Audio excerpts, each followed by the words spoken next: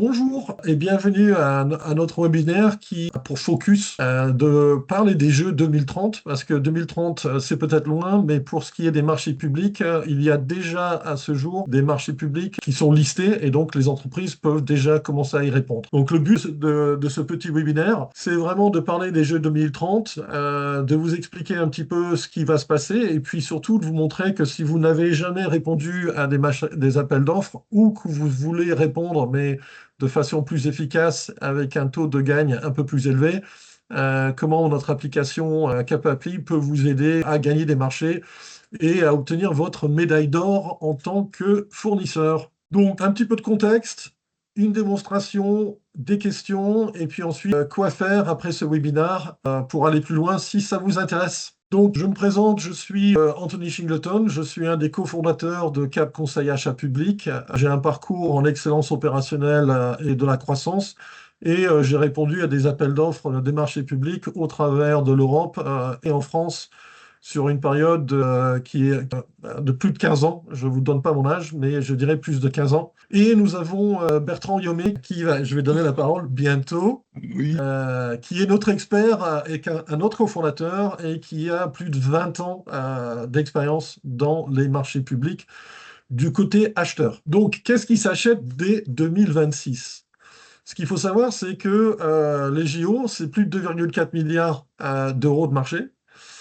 C'est plus de 1500 appels d'offres et je mets 50%, mais en fait le chiffre est beaucoup plus élevé que ça. Il y a un vrai désir de la part des organisateurs que ces marchés soient aux plus petites entreprises, donc on parle de TPE et PME. Ça n'empêche pas qu'il y aura des grands groupes qui vont... Et là, juste pour votre info, je vous fais un vrai focus sur ce qui va se passer en 2026. Donc il nous reste à peu près 7 mois. Et donc là, vous voyez déjà que sur la période avril-juin où nous sommes, il y a déjà des appels qui sont dispo pour les entreprises et pour y répondre. Là, je vous enverrai aussi une copie de la présentation qu'on a faite. Si vous voulez pas prendre de notes, c'est OK. Donc vous voyez que d'ici juin, il y a le temps déjà d'y répondre si vous faites partie dans ce secteur industriel. Et puis, vous voyez, juillet, septembre, et on en rigolait avec Bertrand hier. Il a d'ailleurs fait un post à LinkedIn sur ce sujet. Les acheteurs adorent déployer des appels d'offres juste avant qu'ils partent en vacances pour nous donner des vacances un peu moins sympas. Mais avec notre application, on est capable en fait, de répondre à ces appels d'offres en des périodes très courtes. Donc, je vous encourage vraiment à regarder ce qui peut se passer aussi au mois de juillet-septembre, parce que ça ne vous prendra peut-être pas autant de temps que ça pourrait prendre si vous faisiez ça de façon manuelle. Et puis bon voilà, vous verrez, octobre à décembre, il y a encore toutes sortes de catégories. Et ça va continuer en 2027 et 2028. Ça. Donc si on regarde un petit peu qui vous êtes, quel est votre secteur, il y a de fortes chances que vous êtes concerné. Et donc vraiment le but d'aujourd'hui, c'est de vous faire prendre conscience que faut pas trop attendre, ça se passe maintenant. Et si vous êtes dans une catégorie dès 2027, il est peut-être temps aussi de commencer à préparer et de savoir qu'est-ce qu'il va falloir que j'ai comme document, qu'est-ce qu'il va falloir que peut-être je fasse ou je me renseigne pour en savoir un peu plus sur ces appels d'offres, parce qu'une fois qu'ils sont lancés, le compte à rebours est démarré et vous aurez une période fixe pour y répondre. Donc, il faut savoir que comme je l'ai dit tout en bas, pour les JO 2024 français, plus de 80% des marchés en nombre, et non pas en valeur, ont été remportés par les TPE et les PME. Donc c'est vraiment une aubaine pour notre pays et nos entreprises françaises que de pouvoir postuler pour ces appels d'offres, car ce n'est pas forcément réservé qu'aux entreprises françaises. Alors, je parle des obstacles. Pourquoi il y a des obstacles? Parce qu'en fait, ce qui nous a poussé en fait créer cette application et d'aller au-delà de former des gens. Bertrand forme des gens à répondre au marché public depuis des années, mais ça n'empêche pas qu'une fois formé, on peut toujours considérer que c'est trop compliqué, qu'on n'a jamais le temps de le faire, qu'il y a toutes sortes d'acronymes et de compétences ou de connaissances à savoir du style des codes CPV, et beaucoup trop de concurrents. En fait, la réponse simple à toutes ces quatre challenges qui ressortent assez souvent, c'est que ce n'est pas le cas. Il ne faut pas confondre un processus administratif multitâche avec des tâches compliquées. C'est pas, on n'est pas en train de construire une fusée Ariane. Il y a un séquencement et l'application que nous avons créée, en fait, vous guide de A à Z sur ce cheminement jusqu'à la soumission de l'appel d'offres. Une fois de plus, ne pas avoir le temps, c'est effectivement le cas pour certaines entreprises qui le font de manuel, et on en parlait avec une hier soir. Il y a des entreprises qui prennent 2 à 3 semaines calendrier parce qu'il y a des activités du quotidien aussi à faire. Et donc, avec l'application que nous avons créée, en fait, on a une réduction à peu près de 75% du temps que ça prend pour répondre à un appel d'offres. Donc ça, c'est un challenge coché. Plus trop à s'inquiéter par rapport au code d'industrie parce que l'application est capable d'aller voir votre site web et au travers de votre ciré de comprendre qui vous êtes, et votre code NAF va nous indiquer quels sont les CPV qui sont les plus pertinents pour vous. Et il faut savoir que c'est pas vrai, il y a une multitude d'appels d'offres dans les marchés publics qui, en fait, sont un monopole et où les acheteurs voudraient qu'il y ait plus de réponses. On est capable de savoir combien d'appels d'offres ont été gagnés et combien d'offres ont été soumises. Et c'est là qu'on a les statistiques. Et donc, c'est des données publiques. N'hésitez pas à nous contacter. On sera ravis de les partager. Alors, que fait cette application? Vous allez lire plus rapidement que je vais parler, mais essentiellement, ça démarre de la veille. Elle vous accompagne sur toutes les différentes étapes qu'il y a à prendre dans un processus de réponse au marché public, jusqu'à la soumission de votre appel d'offres dans la plateforme de l'acheteur. Donc, vous avez une recherche assez intelligente, vous avez de la règle réglementaire, vous avez un tableau de bord qui vous permet de suivre ce que vous avez répondu ou pas. Et donc, il y a toute une multitude de fonctionnalités qui pourraient vous être utiles pour les marchés publics et dans un futur aussi potentiellement pour répondre à des marchés dans le privé. Mais aujourd'hui, ce n'est que les marchés publics. Alors, un petit point, parce que ça devient de plus en plus important quand on regarde le contexte international dans lequel nous vivons. Notre application est une application souveraine avec un hébergement en Europe sur des serveurs qui sont confidentiels en Île-de-France et avec toute la cybersécurité et la compliance d'un point de vue RGPD.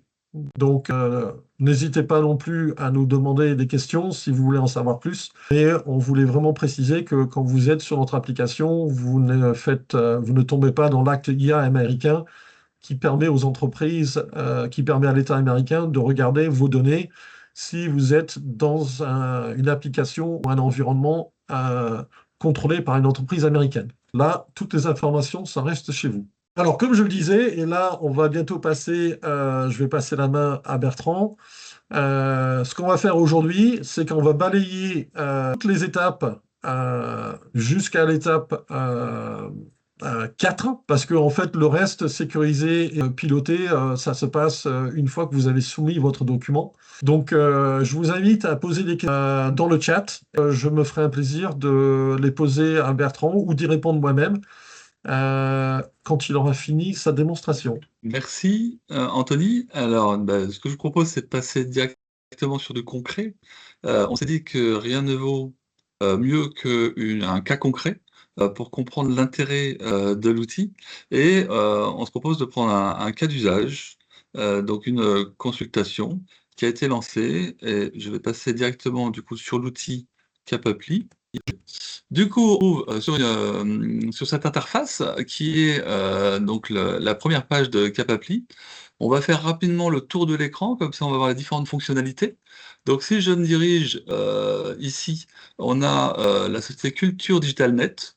Donc c'est Jean-Vincent qui s'est proposé d'être notre cas concret aujourd'hui, parce qu'il travaille donc dans la digitalisation, dans la communication. Et en ce moment, au JO, il y a beaucoup de marchés sur la communication qui sont lancés pour promouvoir l'enjeu et l'événement. On va avoir ici une petite puce qui permet d'avoir toutes les infos, s'il y a des problèmes, de pouvoir dialoguer avec l'interface de Capapli.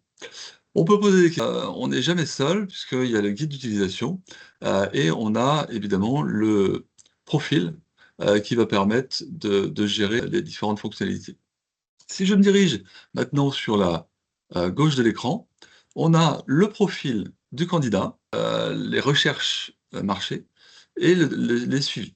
On a toujours le petit assistant IA qu'on retrouve ici, qu'on retrouve en bas à droite de l'écran et qui permet toujours de dialoguer. Donc c'est votre assistant, c'est lui qui va vous permettre de ne pas, enfin d'avoir toutes les réponses à des questions. Pour bien utiliser l'outil, eh bien, on est obligé de lui donner à manger. Donc ça commence par l'identité. On a besoin, comme vous disiez Anthony, que d'un SIRET et d'un adresse mail pour commencer. Et ainsi, l'outil génère le résumé du site internet et en fonction des différents éléments qu'on va lui donner, on va avoir un macro résumé avec les informations de ciblage sur les finances de l'entreprise, les moyens matériels alloués pour exécuter les marchés, les moyens humains et les documents spécifiques. Donc là, vous voyez très peu de documents sont entrés parce que c'est un cas d'usage et c'est un compte test.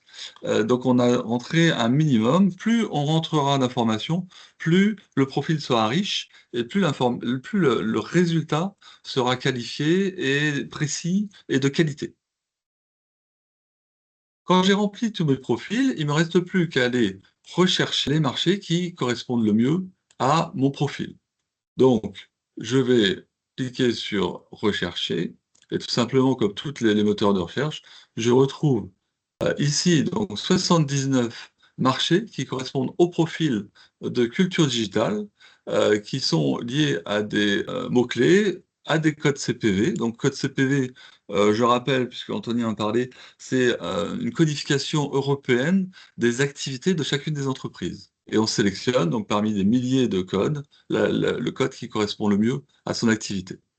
On a le choix d'aller chercher soit des marchés de fourniture, services, travaux, toujours pour cibler au mieux et pour que le scoring, vous voyez qu'il y a le scoring 93, 80, 75%, qui permet de cibler au mieux le marché qui convient. Et si je clique par exemple sur ce marché, service d'agence de création, eh ben, je vais avoir un petit résumé. Je n'ai toujours pas été chercher de documents, mais je sais que ce marché, potentiellement, correspond à mon profil. J'ai également la possibilité d'aller choisir dans quel secteur d'activité, dans quel lieu géographique je me trouve, en cliquant du coup sur les différents départements de la France. J'ai la possibilité de me faire des sauvegardes qui vont me permettre d'avoir des alertes. Donc j'ai la possibilité de paramétrer des alertes quotidiennes ou hebdomadaires en fonction de son profil ou en fonction des alertes que j'aurais sauvegardées.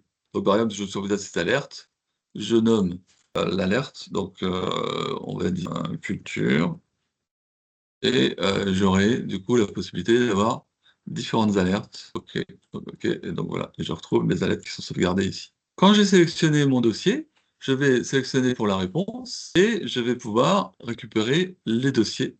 Donc là, j'ai préparé l'étape parce que pour éviter d'avoir un bug ou pour éviter un temps de latence, parce que des fois, il y a un petit temps de réflexion, j'ai préparé 2 consultations qui correspondent au profil de culture digitale et également à notre sujet qui sont les JO 2030. Donc ici, la mairie de Crolles, qui se trouve dans l'Isère, souhaite répondre à des besoins de conception graphique, mise en page, impression, etc., pour les services de la commune de Crolles. Et on a également une consultation que j'ai sélectionnée qui est la conception et la création de supports pour les JO 2030. Donc quand je vais chercher dans la consultation, j'arrive à cette interface qui est donc en 5 étapes que je vais dérouler pour avoir à la fin un dossier complet prêt à être envoyé sur la plateforme des marchés. Donc on a fait le choix chez Capapli de laisser l'utilisateur aller chercher les documents. On a les liens, donc je vais chercher par exemple les liens, je vais directement sur la plateforme AWS, ou alors j'ai le lien BOMP, où je peux aller directement chercher la plateforme qui convient. Pourquoi est-ce qu'on a fait son choix? Parce qu'on veut s'assurer que l'utilisateur a bien un compte sur la plateforme et sera à même de répondre au marché. Également, il aura accès et il recevra les rectificatifs ou les questions-réponses qui vont être posées pendant la procédure.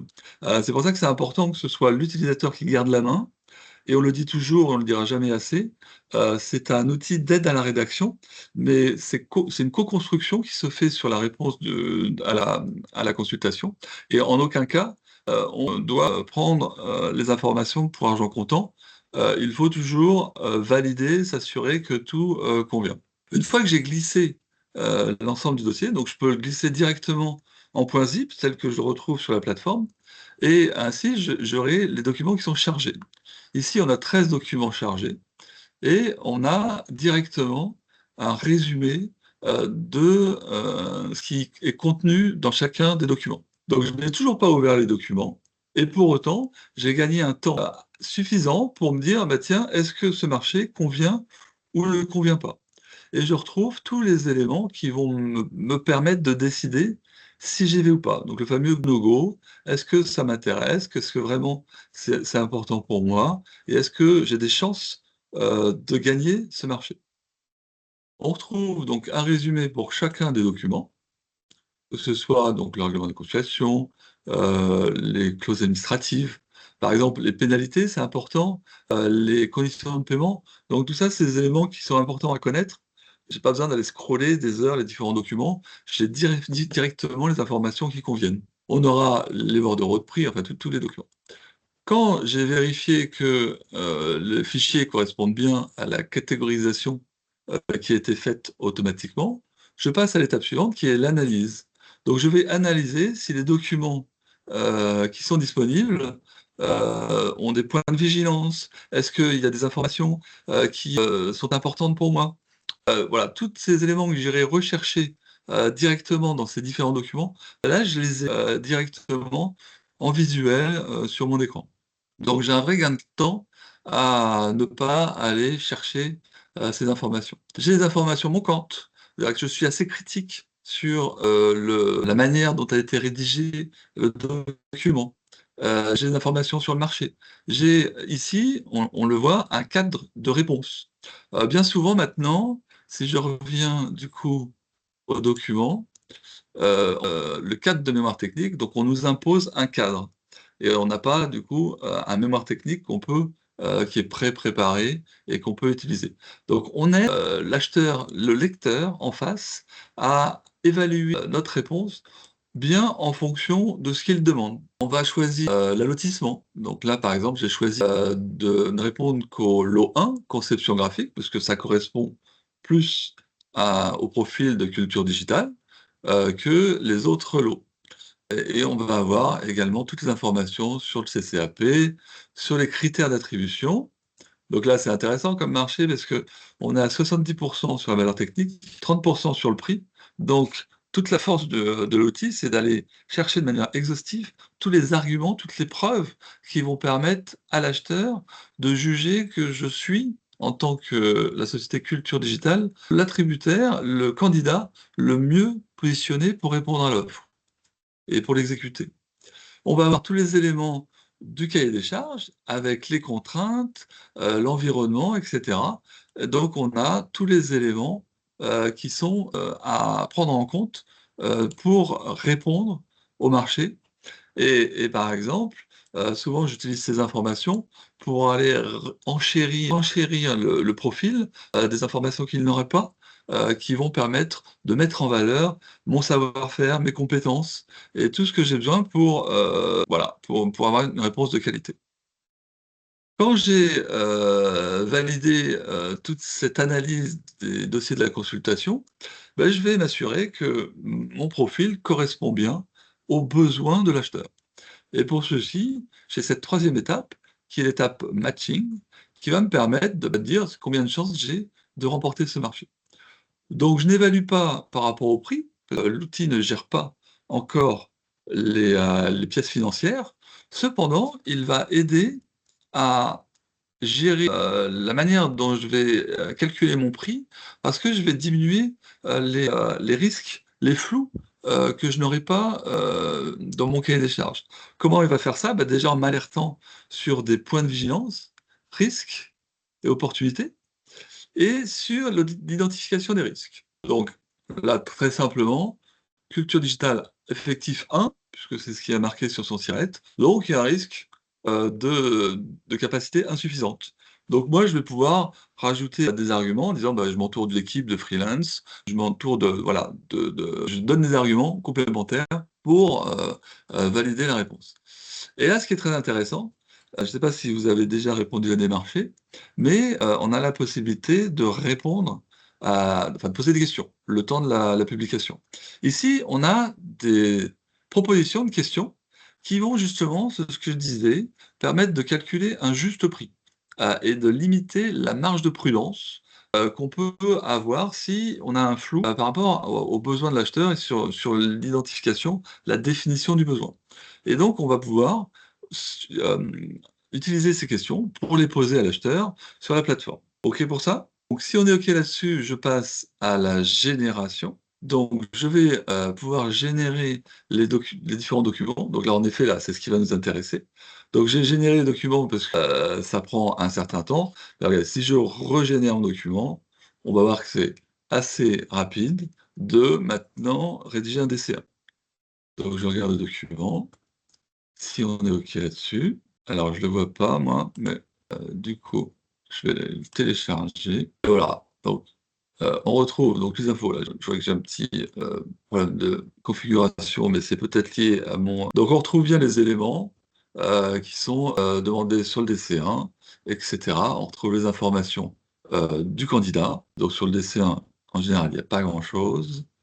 Si je vais chercher, par exemple le TC2, on retrouve, de la même manière, de manière mécanique, on a rempli le DC2 avec, donc ça c'est la même chose, hein, donc on a vraiment un gain de temps, très important et si je remplis le chiffre d'affaires des dernières années, je retrouve le tableau avec le chiffre d'affaires.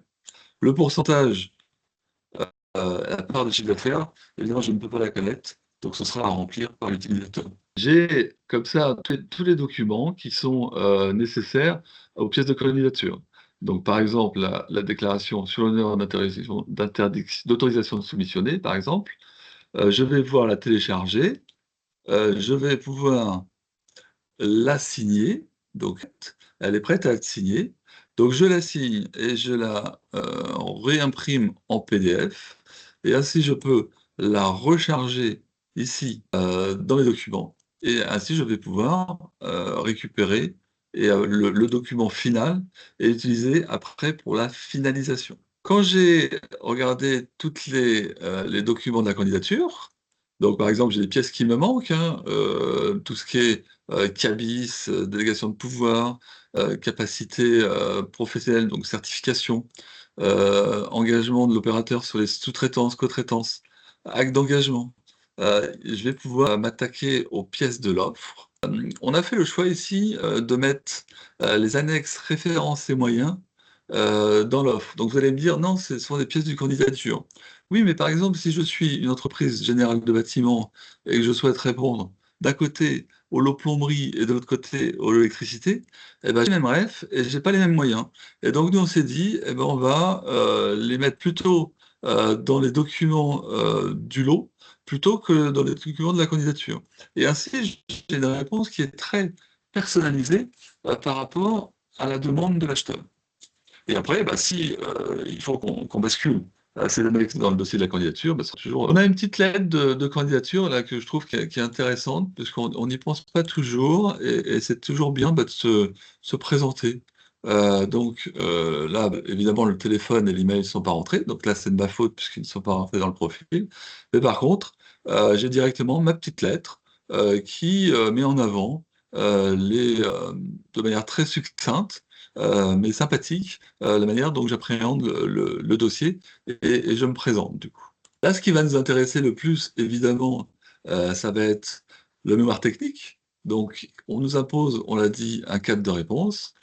Et donc, je vais tout de suite voir le rendu du mémoire technique, donc l'argumentaire de la manière donc on va argumenter notre manière de répondre à ce marché. Donc, j'ai exactement le cadre de réponse technique tel qu'il a été demandé. Donc, si on vérifie ce qui est demandé par rapport à ce qui est attendu, et on voit que entre le cadre de réponse ici, donc on a le candidat d'échantillon, ok. Donc on va avoir en effet la qualité, ok. Donc la méthodologie concernant document type demandé, attends, je suis bien trop, qualité d'échantillon, qualité graphique, c'est ça, exactement. Les messages, l'utilité des messages au support, méthodologie de réalisation des délais, c'est ce qui est le premier critère technique. Ensuite, on va avoir le degré, la qualité des 70%, c'est ça. Qualité de la création graphique, degré de compréhension des particularités et méthodologie du délai de réalisation de la prestation. Voilà, donc on est très scolaire et on répond exactement à ce qui est demandé par l'acheteur.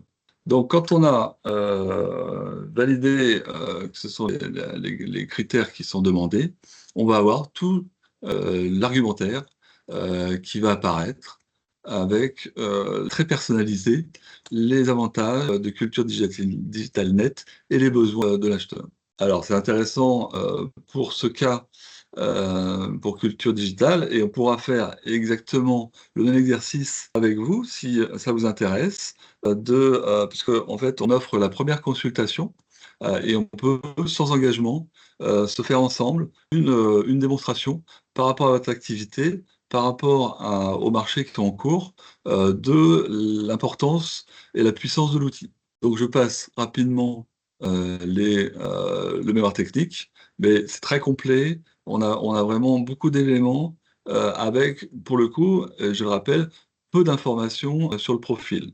Donc imaginez un profil qui soit rempli à 100%, la puissance de l'argumentaire. Donc 11 pages, voilà, beaucoup d'éléments. Quand je suis d'accord là-dessus, c'est-à-dire que j'ai bien un format Word en mémoire technique, je peux tout à fait, comme je l'ai fait sur le DC1 ou sur les attestations, modifier le document sur le Word et recharger le document tel que je l'ai repensé.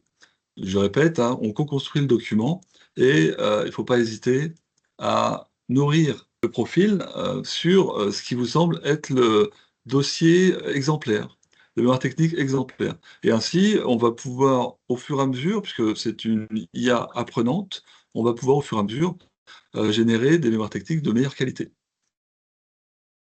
Quand j'ai bien relu mon mémoire technique et bien fait ce que je voulais faire, je passe à la phase finalisation où je vais pouvoir sélectionner les différents documents donc je sélectionne sur les dossiers de candidature tous ceux que j'ai fournis. Je charge tous ceux que je n'ai pas fournis, comme ça je peux aussi les sélectionner. Pour l'avertissement, pareil, je vais charger les différents documents, donc si possible en PDF. Donc du coup, l'outil Capapli, au-delà de la génération, des documents, c'est également votre, logiciel métier qui va vous permettre, d'avoir un suivi, un outil qui va vous permettre de gérer, l'ensemble de vos marchés. Donc on sort de ce tableau Excel pour suivre, les différents marchés et on utilise un vrai outil, professionnel parce que c'est important, bah, comme tous les métiers, d'avoir son outil dédié à l'utilisation qu'on fait tous les mois pour développer son chiffre d'affaires. Donc là, je vais sélectionner pour le test différents documents. Je vais ajouter, par exemple, les documents qui m'intéressent par des exemples de réalisation pour abonder dans le sens. Je vais faire un test de complétude, c'est-à-dire que je m'assure que de la conformité de mon dossier. Et donc là, je vois, tiens, il me manque des documents qui sont obligatoires, que je n'ai pas chargés. Donc il faut que je charge. Je suis bon, bah, je télécharge du coup mon document Et j'ai mon point zip, du coup, qui va me permettre d'aller répondre aux différents marchés, au marché en question. Donc du coup, j'ai mon point zip et je vais pouvoir aller le déposer directement sur la plateforme. Quand j'ai fait ça, je le marque comme soumis, je valide et je passe au suivant, etc. Et donc je retrouve mon dossier dans les soumis. Est-ce que c'est clair? Le potentiel de l'outil, je le répète, on peut faire autant de démos personnalisées qu'on veut. La première consultation est gratuite, sans engagement. Et est-ce qu'on a des questions, Anthony? Dis-moi. Alors, j'ai reçu des questions. D'accord.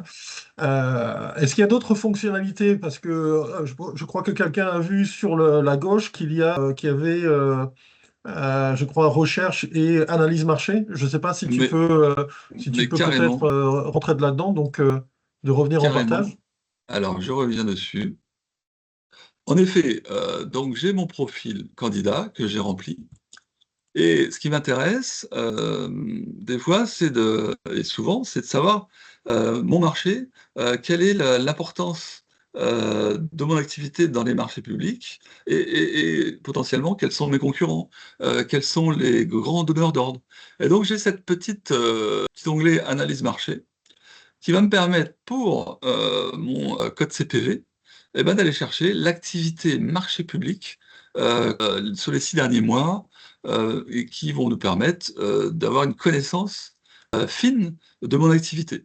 Donc par exemple, là, on a, une analyse marché, pour, le code CPV, services divers aux entreprises et services connexes, donc et services d'impression et services connexes, donc très, général. Et ici, si je clique sur mon profil, je vais avoir, eh ben, par rapport à ce que j'ai demandé, eh bien, à mon profil, une recherche qui sera beaucoup plus personnalisée. Ensuite, en fait, c'est une base de données qui est très riche, qui permet vraiment de situer ses concurrents. Là, par exemple, on a les dernières attributions, des marchés, avec les attributaires et les montants des marchés, les dates d'attribution. Donc quelque part, à quoi ça va me servir? Ça va me servir de plan de charge pour les mois, les années à venir, pour me dire: «Tiens, bah, il y a département de l'Oise», si j'habite dans l'Oise, qui a un marché d'impression, qui potentiellement va durer un certain temps, qui a été remporté par Maury Imprimaire à tel montant. Donc ça me fait une base de données pour la prochaine fois que le marché sera publié, bah, d'avoir déjà des informations et potentiellement, bah, d'aller toquer à la porte du département de l'Oise pour dire: «Ah bah tiens, vous avez un marché d'impression du magazine, moi je fais ça, et ben peut-être que je peux me présenter et peut-être que potentiellement je pourrais répondre la prochaine fois au marché. C'est ce qu'on disait la dernière fois, un appel d'offres, il y a quoi? Il y a 3, 5 candidats par appel d'offres, donc il y a vraiment un potentiel important de remporter le marché. Souvent, il y a qu'un candidat, des fois il y en a zéro, et donc tout le monde a sa chance de remporter le marché. Quand je vois les attributions récentes et que je descends, j'ai ensuite les top acheteurs, donc dans les régions, dans ma région, les top concurrents, donc le top 10 des concurrents. Donc ça me permet de me placer et de voir où est-ce que je suis. Par zone géographique, eh ben, on voit que c'est l'Île-de-France et Paris, hein, qui, ont le plus de marchés, qui sont publiés sur ce secteur d'activité. Et on va retrouver, les avis récents avec, la possibilité, bah, de voir un peu plus, directement, alors je pense que c'est marché à venir. Hop, j'étais là, je redescends. Voilà, donc ça, c'est les avis récents, donc en cours de publication. Et je vais, du coup, avoir l'objet du marché, le département et le score, toujours la chance que je peux avoir de répondre au marché avec la DLRO. Et ce n'est pas fini, on a, récupéré toutes les données des ECP. L'ECP, c'est l'Observatoire de la commande publique, qui permet, d'avoir de manière, condensée l'ensemble des informations. Ici, on a une version qui est beaucoup plus, visuelle, et qui permet d'avoir, du coup, une information qu'on va rechercher plus facilement. Donc on a, de manière, macro tous les marchés, qui ont été analysés, les différents titulaires, les titulaires par région, et plus je vais avoir un profil qui va être précis, plus la réponse va être précise. J'ai eu toutes ces infos, je vais pouvoir, parce que c'est pas le tout ça, mais il va falloir bosser un jour, je vais pouvoir bosser. C'est-à-dire que je vais me dire, tiens, j'ai besoin de savoir sur les 3 dernières années, sur l'année entière, ouais, c'est pas mieux que ça.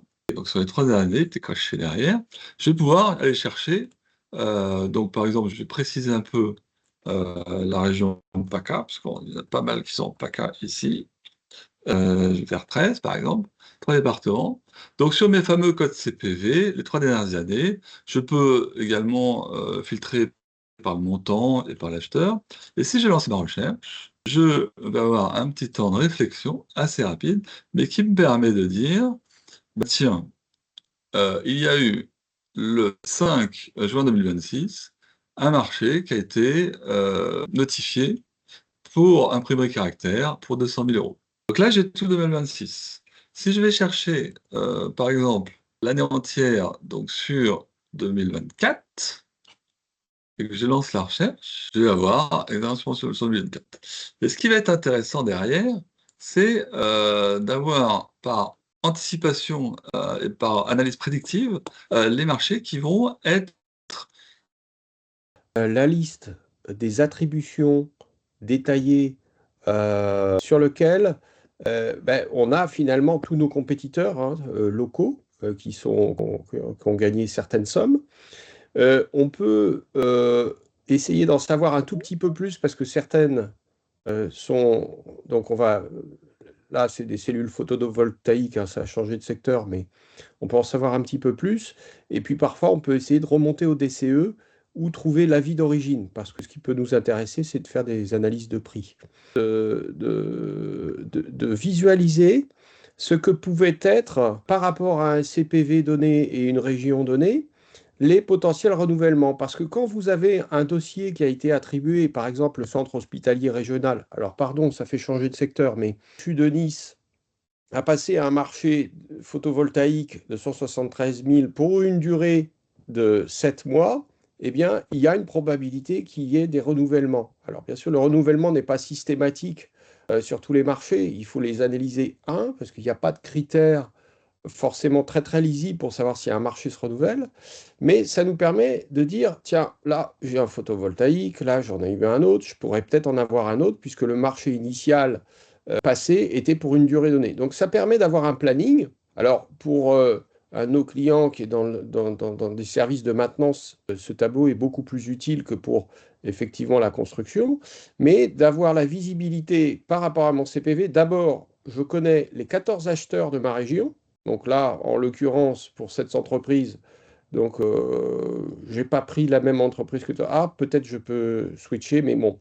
Euh, Juste d'expliquer que je connais mes acheteurs, je peux donc faire aussi un calcul du montant total de ces acheteurs sur ma région en faisant un export, hein, du fichier en CSV ou en Excel pour aller moi faire des totaux, et puis avoir cette visibilité en nombre et en valeur des marchés sur cette activité-là par rapport à mes critères de recherche. Donc là, en l'occurrence, ce qu'on peut observer pour cette entreprise, cet exemple, c'est qu'en volume, eh bien, on a encore des dossiers potentiels en 2026. 2027, ça va être un peu creux. 2028, peut-être un peu, mais après, c'est plat, hein. Donc, ça veut dire qu'il est important d'essayer de gagner un maximum de marché en ce moment, hein, parce qu'après, en marché public, sur ce CPV-là, pour cette activité-là, ça n'est pas forcément très prometteur. Alors, je vais vous donner un exemple de CPV où il y a des marchés qui sont plus prometteurs. Je vais le faire sur une période un peu plus grande. Je vais prendre les 3 dernières années. Donc comme ça, il est clair que si je repasse, si je ne prends en compte dans ma recherche qu'une année, je ne vais avoir que les renouvellements potentiels de cette année-là. Si je prends les 3 dernières années et je vais voir le prévisionnel de renouvellement, là par exemple dans des services de gestion des déchets, eh ben, j'ai plus du tout le même profil. Vous pouvez voir que là, il y a des marchés, il y a un marché à 20 millions d'euros qui est potentiellement à renouveler, donc en janvier 2028. Et donc, je peux aller voir les totaux à la fin pour estimer la taille de mon marché. Bon, là, je pense que j'ai dû faire une recherche avec un peu trop de départements. Ça me donne un profil tout à fait différent, hein, d'évolution des marchés publics sur ce secteur, où de très gros dossiers vont ressortir en 2029. Donc, il faudra probablement les travailler fin 2028 ou se dire, tiens, en termes de prospection amont, on a également 41 dossiers fin 2027. Donc, si on fait du rétro-planning, ça veut dire qu'il faut aller les voir peut-être à la fin de cette année ou en tout cas début 2027. Pareil, 14 dossiers là, les dossiers du premier et du deuxième trimestre, on peut peut-être les surveiller dans le BOMP ou dans l'analyse, dans la veille, mais c'est des dossiers qu'on ne pourra pas forcément travailler en amont, alors qu'on a encore 14 dossiers qui vont sortir sur le sujet d'ici la fin d'année, pour un montant estimé à 2,3 millions, qui sont peut-être une liste de priorités de prospects. De la part de Christophe, Bertrand et moi, on vous remercie d'avoir consacré 1 heure de votre journée. On est conscient que ça prend pas mal de temps. Et on espère que on vous parlera très bientôt. On est sur l'Internet, on est sur LinkedIn, par email. Et donc, je vous souhaite, de la part de notre équipe, une très bonne journée et à bientôt.